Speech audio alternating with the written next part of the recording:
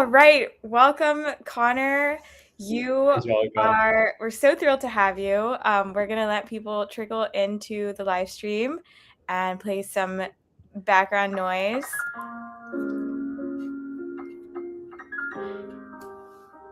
So, as everyone wakes up, if you're joining live, Connor is just an entrepreneur. He is an incredible, different thinker, and we're so excited for this interview. Also, I don't want to take your news, but a YC startup just got an exciting feature this morning. Excited to get into this conversation with you about hacking the job market. How do we, get people placed and get jobs made, people hired, and changing the narrative around how we see different thinking. So, with no further ado, I'll pass it over to you if you want to share a bit about yourself. Yeah. Hey, everyone. Great to see you all. I am Conor Brennan Burke, founder and CEO of a company called Hyperspell. Hyperspell is the context layer for agents. And so we pull data from systems of record like Gmail, Notion, Google Drive, and Slack, turn that into a context graph that then agents can access and get their work done. So that's a bit about my company. A bit about me. I'm originally from Rochester in Western New York. Born and raised there, moved to San Francisco 2 years ago to work on my company. ADHD and autistic, so the best of both worlds. And and here today to talk to you a bit about, before I became a founder, my process of kind of initially breaking into Silicon Valley and getting jobs in tech and how I handled that. And also I could talk about a bit about being neurodivergent and some of how it's, I think, incredibly helpful in what I do now as a founder. Love it. Thank you so much. Yeah, let's dive right in. So do you want to share what you're building and some backstory on how you came to this moment? Yeah, of course. So what we're building today is, so Hyperspell is a layer across all of your systems record, like Gmail, Notion, Google Drive, and Slack. Takes all that data and then makes it useful. But we didn't start off building that. So we actually started building an agent that could automate your busy work at work. So our thinking was, originally, the original idea was a little crazy. It was like, we realized that whenever we're at a job and somebody leaves a job, for example, if your boss leaves, I in one of my previous tech jobs, I had 3 different bosses leave the company. And so every time that happens, they bring all their contacts with them, and people forget, like, why did we make this decision? Why did we make that decision? The person isn't here anymore. So original idea was, okay, what if you could build like a digital ghost of someone, like a digital ghost of your boss, where you could ping them and ask them questions and get whatever information they have. Like a clone. Exactly. Yeah, it was a crazy idea, a little creepy, but like it's a real problem, and I had experienced that. And so we started building that. And then we were like, oh, well, it would also just be really helpful to have like a chief of staff agent that you could ask questions and understand your workplace. And in the process of doing that, we were like, okay, in order to create this, we called it an echo of someone, you have to find all the information that they know in all these different places. And so we started working with building connectors to Drive and Slack and Notion. And in the process of doing that, we realized, we were like, wait a minute, this is actually a very hard problem to solve, to get data from all these different places. And so what if we could actually build the infrastructure to solve this? And then everybody who's building an agent in the workplace could solve that. And so, and so that became our product instead. And now we build infrastructure. And now it's great because now we have customers that are doing all kinds of crazy things. Like SuperMe, for example, is building a digital twin of you that can answer questions and kind of be an expert on your behalf. And using our infrastructure, it's a really cool full circle moment. I love it. Yeah, and we're both out here in the Bay Area, and there's definitely huge, Claude is something that I use every day now. Right. There's all these incredible tools that are coming out, Yeah. helping make things easier. What's your favorite stack? Oh man, I have so many. I love Claude Code. I really love OpenClaw. I would highly recommend anybody, if you haven't used OpenClaw yet, you should. It's an incredible product. We have an OpenClaw, a Claudie employee that's part of our team, and it's great. I just like text him, and then he gets works done for me. it's amazing. I think texting is almost the new UI, and we have him on an iMac in our office, and with like digital face on it. We gave him a name and everything, and so having a digital employee, I would say, is the biggest hack of them all. Is it true you have to buy a device? Some You don't people have to. You can have it running on your own Mac, something. but I would recommend it. It's better than having it kind of run on your own laptop. So yeah, we bought an iMac. A bunch of people buy Mac Minis, but it's great. We were saying like in 2024, every new employee would get a computer, and in 2026, the new employee is the new computer. It's part of our HR benefit. Okay. Joe, I can't see you. Should we both be able to? Yeah. Yes, good facts. There we go. Nice. Thanks. All right. Yeah, that's a good point. And it just, there's so much good tech out there now that, you can make PowerPoints instantly. You can design entire websites on Lovable in minutes. You can build onboardings and then actually launch them to people and get data. There's all these, incredible tools. And it's fascinating because what you said, it's a little bit of a take, which is that, it's going to replace the employee. And so that is, just transparently having worked, across the neurodivergent community, a big fear that people have is, am I going to get an opportunity and have income in this new world that we're emerging into? And one thing that I say sometimes is, when you're optimizing for time, and I'm super curious about your thoughts on where it's going. But yeah, when you're optimizing for time versus output, right? Like if you're optimizing for output, then AI just makes you so much faster, right? Yep. But if it's time, then there's maybe fear because AI also just reduces time to work, Yeah. So yeah, what are your thoughts? So I have a hot take here. I think especially for neurodivergence, I think most jobs are not that great or that fun, right? Like if you think about it, most people don't like their jobs. There's a stat that says like most Americans don't like it. Like I think especially for a lot of neurodivergence, it's tough to like be in an office. And I'm ADHD. I really didn't like people telling me what to do, right? That's why I'm the boss now and became the founder. And so the really exciting thing with these tools now is that like, let's say you're, autistic and your people skills aren't great. Well, you can interact with agents all day long. You can have like a team of agents doing work on your behalf that write code for you or create PowerPoints or get work done. And I think that we are still hiring human employees. We are like at the very cutting edge, using all these tools actively every day. We're an AI company and we still want to hire people. But the type of people we hire is completely different. And so the type of people that we hire now we want to focus on people that are incredible at using these tools. And so we actually announced this new process recently, which is the agent-to-agent interviewing process. So instead of us interviewing you, we say, okay, why don't you build an agent? And then we will interview your agent, ask it like a digital Jilica, right? And we'll ask that digital Jilica questions about, how do you operate? How do you like to work with teams? All these things. We'll give it tasks to do, see how it complete those tasks. And then once we finish all that, then we'll meet the real person. And I actually think this is an amazing thing because like things like interviews are very artificial, right? It's a script. You can learn the script. And I can talk about how I learned the script. But the exciting thing now is, and in the past, employers would use signals like resumes and which school you went to and which companies you work at. And the really cool thing is now the playing field is finally level. That it doesn't matter as much which school you went to or, can you smooth talk in an interview, all these things. It's like, can you actually get work done? And can you use these tools really well to get work done?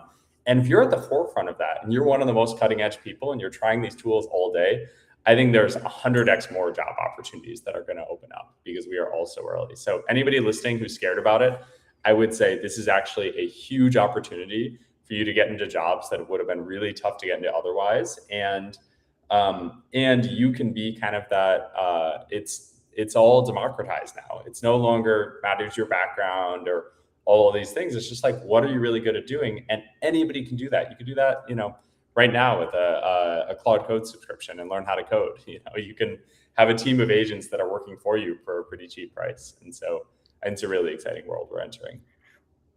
Totally. It's almost like the most important skill is like adaptability to these new technologies, which right? neurodivergents are Learning. great at, right? Like we all were born into this world, and I was saying sometimes I feel like there's this site for people with Asperger's called like Wrong Planet, and the idea behind it is like, okay, you're born into this world, everybody else has one operating system for the brain, and you have a different one, and that's kind of frustrating. But now that's actually a huge advantage and a huge skill because you've thought differently and adapted from day one. And so I think neurodivergents are going to be some of the people that are the biggest winners in this new economy. So congrats. Well, you just went through an entire YC cohort, right? I mean, did you see it there? Like, how did, were there how much different thinking, Oh my were you gosh. So exposed I to? have, I published this thing on Twitter, the Tiz Matrix, right? Where on one axis you have charisma, and on the other one you have like levels of autism, Tiz autism. Rizz is ADHD, right? Yeah. Rizz, yeah, exactly. But I think like, I was just on a retreat with a bunch of founders who have raised from like the who's who of Silicon Valley and are running very successful companies. And we realized at one point, every single one of us has ADHD and every single one of us is like on medication. It was like, oh, what are you taking today? And so I think this is, it's things most people won't talk about in Silicon Valley, but the reality is that like Silicon Valley is built for outsiders and built for outliers, and thinking differently is like a huge, huge advantage here. And if you feel like you don't fit in whatever your small town is, whatever, workplace surrounded by kind of neurotypicals, if you can come here, you'll be surrounded by other people like you and be in a place that like really values that. And so I think I absolutely 100%. Saw that at YC. Like the typical YC founder is not super smooth, well-dressed kind of vibe. Like we're all a little, we're all unique. Quirky. And we all think differently. We're all quirky, but that's why we're there, right? And that's who VCs want to fund. I have an anecdote. My brother is he's neurotypical, but he was trying to raise from VCs, and he's normally like very well dressed and normally socially smooth. And VCs didn't like it because they felt like he wasn't awkward enough. And so he started like mismatching his clothes and stuff and trying to fit into that. Just to say that, like, I mean, it's kind of funny that like being neurodivergent is seen as such an advantage that people will try to pretend to be that. But I think it's very true. Like investors want to fund people who think differently, and they know those are the people who change the world. Yeah. I think there's something to be said too about the hyper-focus trait. Ability to just lock in, on something we care about. Right. And that's, anyone going into job of the future, especially they talk about ikigai and your passion and things. I think it's just what are you able to put so much energy into that you're more energized by, and 100%, something that 100%. Is in alignment with what you want to do in the world, what impact Absolutely. you want to make. I think that's very true. Like that you're hyper-focused, you pick one thing, you go after it. And if you're ADHD, like being able to manage 30 agents at once is actually, it turns out people with ADHD are really good at that. And that's a great skill set. Yes. I'm sure you are too. All the tabs. It's great. I have a million tabs open, doing a million things at once. And that's actually a great fit because now like AI can take care of all these little details. Like AI is much better at checking the boxes than you ever will be. And so you can kind of just be the visionary, and it's super fun. I'm so excited about the world that we're entering. Totally. Yeah. And before we move into jobs in the market, I just want to say that it's almost as if the ideation to, creation time has just like the latency is it's gone down so significantly. Yeah. Now it's your success is determined by your ideas and how you think, which is really exciting. And I think a huge opportunity for, again, anybody who's listening to this who feels like they don't quite fit in or they think differently from everybody around them. It turns out all the people that are changing the world are just like you, and you can be one of them. Absolutely. Yeah. So let's dive into more of the workforce, the, not just, we also have employees watching this, people who currently work at big tech, startups. Would you say, and then people who are looking to get into those roles, tips, advice, hacks, pour it on us. I mean, it's changing really quickly. I can talk about my experience, so I think the whole thing is you need to go from seeing the job market as hoops that you need to jump to like, this is a system and I'm going to find a way to get what I'm looking for out of the system and find, the role that I want to get from the system. And it turns out everything is hackable, like keep your integrity and don't do anything crazy, but all of these systems, there are ways to make them work for you. So to give a few examples, when I was applying to PM roles at tech companies, I actually got this wouldn't work now because of AI, but back at the time there was no AI. And so I hired this guy in Macedonia abroad to mass apply to jobs on my behalf. And I realized, I was like, well, there's no limit to the number of roles you can apply to. So he applied to 2,000 jobs on my behalf. And then what I did was, I had my normal resume with all my experience, but then we realized that there were these ATS screeners that at the time they would use just whichever keywords were top in your resume. Like if you had product strategy high in your resume, then they would flag it as higher skill. So I put this section at the top. There was a skills section, just listed as many keywords as I could. And then would adapt that. I would do A/B testing with different resumes, different skill sections, and see how they performed. And the end result of that is submitted 2,000 applications, got interviews at 5% of them. That was 100 interviews, right? And so suddenly my calendar was full of interviews talking to all of these different companies. And then I think also the interview process itself, I was like, okay, how can I hack has a negative association, but how can I find my own unique approach to this and my own way to go after it? And what I realized, I was like, they're hiring me for a product manager job. What if I treated the interview like the job? And so I would go in, and the first thing I would say is okay, what problems are you looking to solve with this role? What are the biggest problems that you're trying to solve? And then I would ask what is your product roadmap? What are you trying to build in the future? What are the different trade-offs? And I would treat it like I was actually doing the job. We would spend the whole time talking about the problems and the vision and where they're trying to go to. And then I would write up a PRD for the companies I was really excited about and send it to them afterwards and be like, here's the feature I would ship and here's all the details. And folks were blown away by this. And I got almost every single role that I interviewed for because nobody else treated it that way, and that's exactly what you want, is somebody that's proactive and is trying to solve the ultimate problem. And I think especially don't do this unless you're really excited about a role, but doing work that the interviewer didn't ask for is one of the most powerful things you can do, because you're showing I am someone who's proactive. I am someone who's trying to get things done. And I think, again, one of them, we did a case study and we chatted about their problem. And then I wrote an 8-page PRD that they didn't ask me to write. And then I just sent to them. I'm like, by the way, here's how I would think about it. Here are the different options. Here's the timeline, all the roadmap and everything.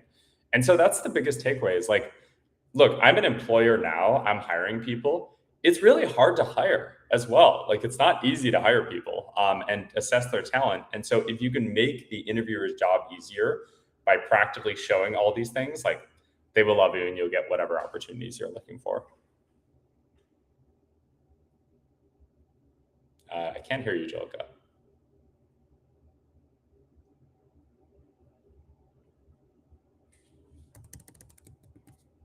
Still can't hear you. Feel free to drop it in the chat. Would love to have a digital twin do my interviewing. Yeah. Yes. It would be fun to have a digital twin doing interviewing. Here we go. Oh my gosh. Okay, we're back. Yeah, no, that's so fascinating. Thank you for sharing. I love the ability to, treat it like you're actually getting the job on the spot. Yeah. And what would you do on your first day? I think the big thing there too is just curiosity, intellectual curiosity. Yeah. If you can, that also shows you're probably good at prompting as well, because you're asking the right question. Yes, that's true. That's very true. And I think also that I've been listening to this podcast recently where it's talked about the way to win is stop putting pressure on yourself and just get in a flow state and just have fun with everything you're doing and make it your own. Find a fun way to do things. And because if you're having fun, the person who's succeeding more than you is probably just having more fun than you. So if you can, I know it sounds crazy, but after I started taking the approach, interviews became really fun. Because I wasn't trying to perform. I wasn't under pressure. I was just vibing with the interviewer, trying to solve their problems. And I think people were attracted to that, right?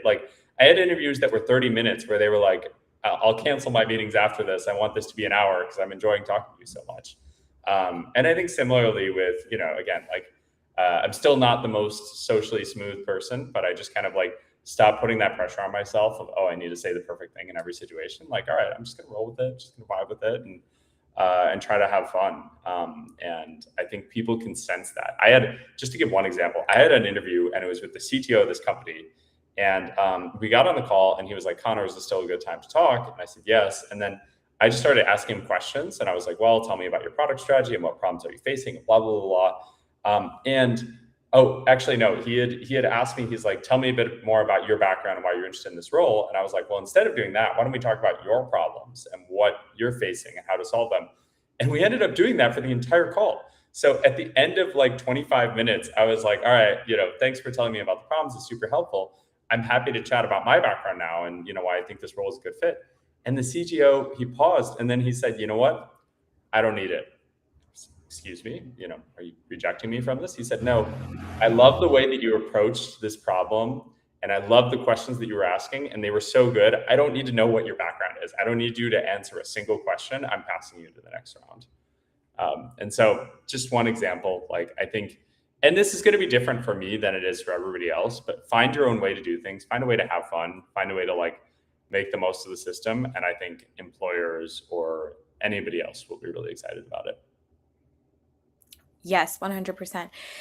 It's almost like when you're authentic, you're not masking. And then when you're not masking, you do better because you don't feel as though you're performing. You're just doing what you do best, right? 100%, 100%. And I think, like being a little awkward can actually be a positive in a lot of social situations because it causes people to trust you more.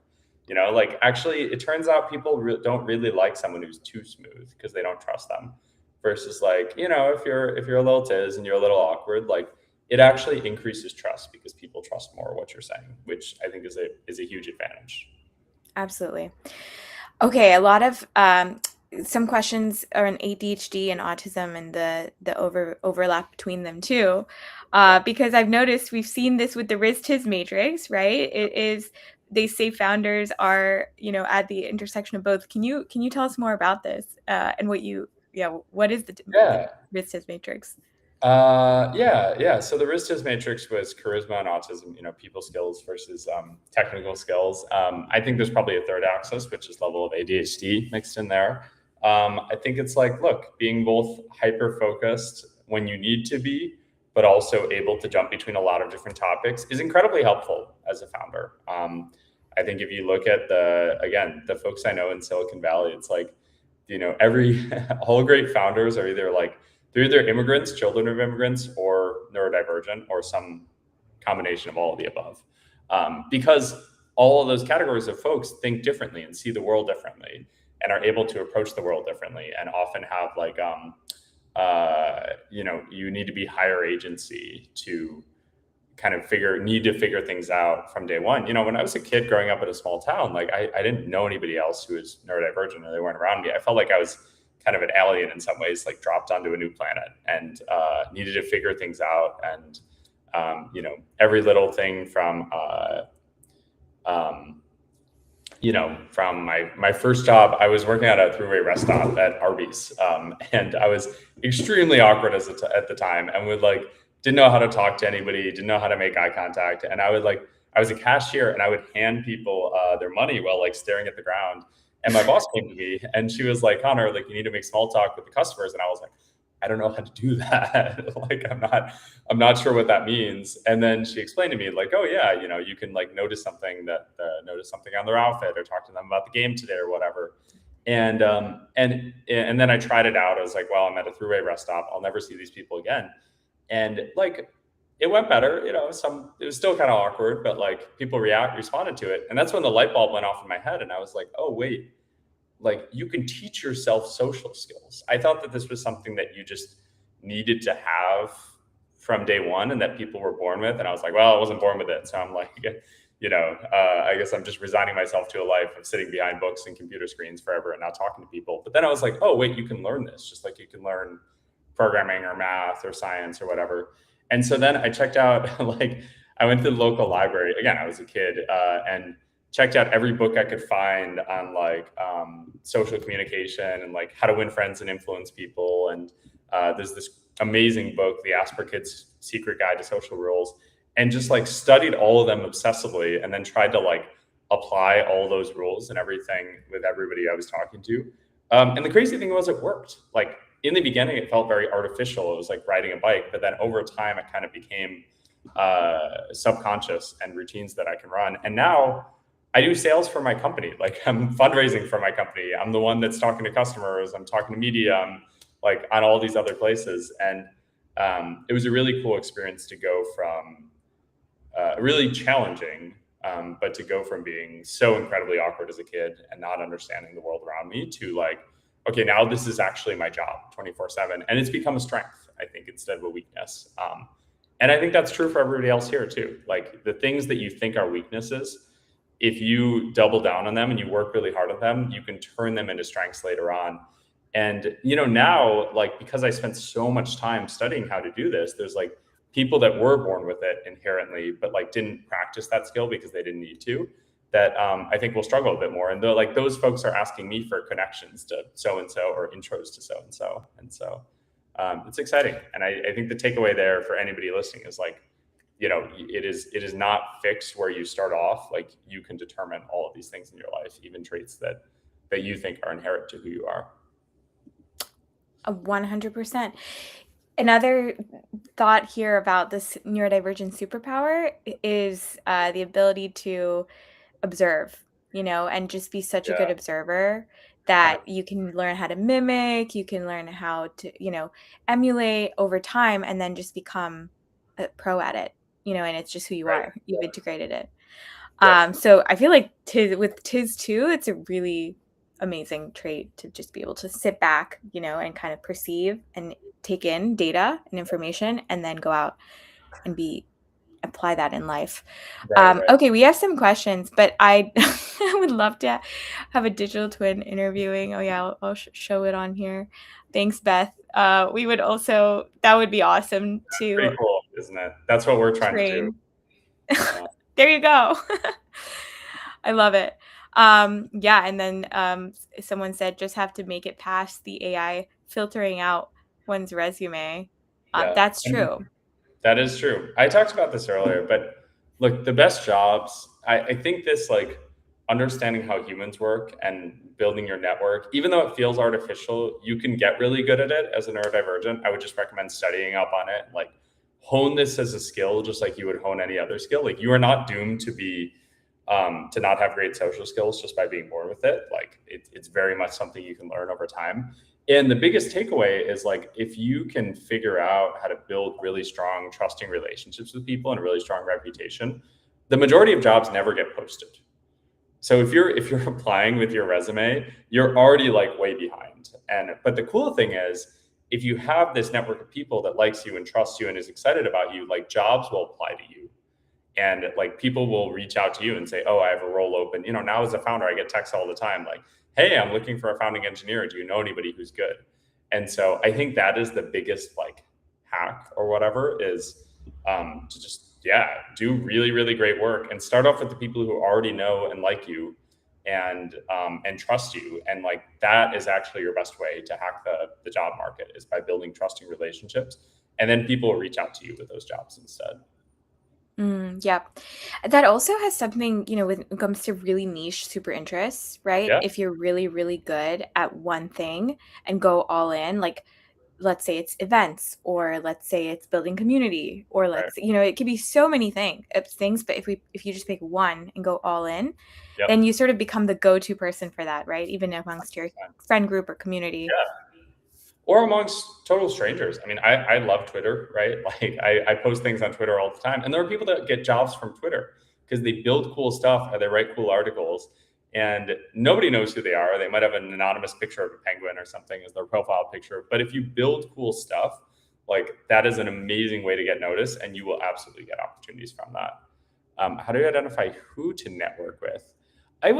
So I think this term networking is like a dirty word. It's like relationship building. Like, so it turns out that I think the core thing is like, so do you have prior bosses who you've worked with that are at new jobs now? Like, I would talk to those people and just have an authentic, don't ask them for a job, have an authentic conversation and ask people for advice. Like if you ask for advice, you get opportunities. If you ask for opportunities, you get advice.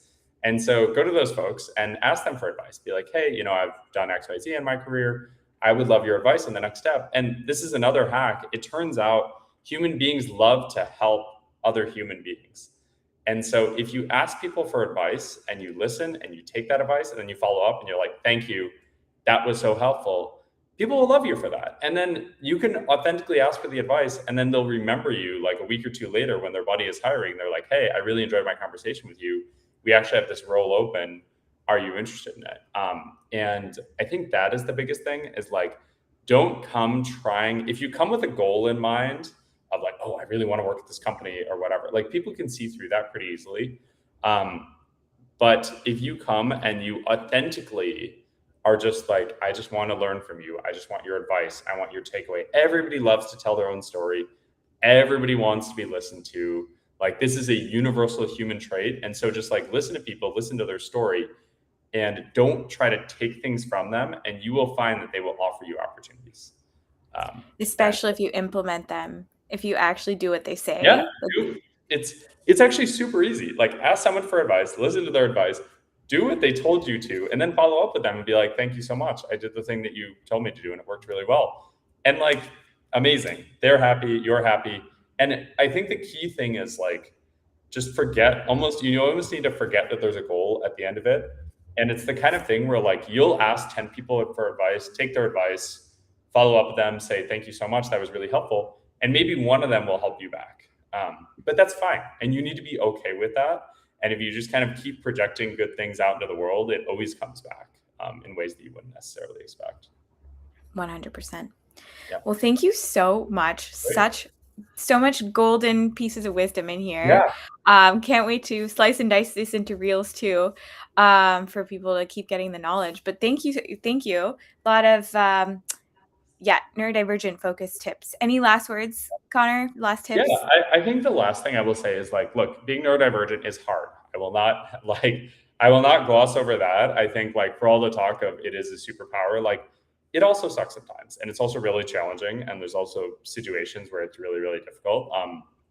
But the key thing is like realizing that makes you stronger. And by going through those challenges, like you become that much stronger. And if you can figure out how to navigate these things and teach yourself the skills you need to, then like the world is your oyster afterwards. And look, if you look at like the people who move humanity forward, like Steve Jobs or Marie Curie or like, Einstein or all these other folks, they were also neurodivergent too. And like most of them had pretty tough childhoods too, and like pretty challenging experiences. And you don't need to, become a founder or be somebody that, has that kind of impact. It can be local too. But like, I think you should be inspired by that and be inspired by like, okay, yes, these things are challenging in my life. But it's because, the way I think about it is almost like, oh, I was like chosen to not be normal. And so now I need to find, I have a destiny that's bigger than just being a normal person. And so you should seek that out and figure out what that is for you. Yes. And a huge drop here. I don't know if you've heard of the word dharma, but it's like, it's almost like what's your calling? What's your 100%. Reason for existence? Yeah. You exist for a reason. You just got to figure out what that thing is. And then go chase, go after it or work hard and build something amazing to, empower people, make the world better, even at local, global, all of it. Right. Yeah. Thank you so much, Conor. You rock. Thanks for tuning in, everyone, and have a lovely rest of your morning and rest of your day. Take care. Thanks, everyone.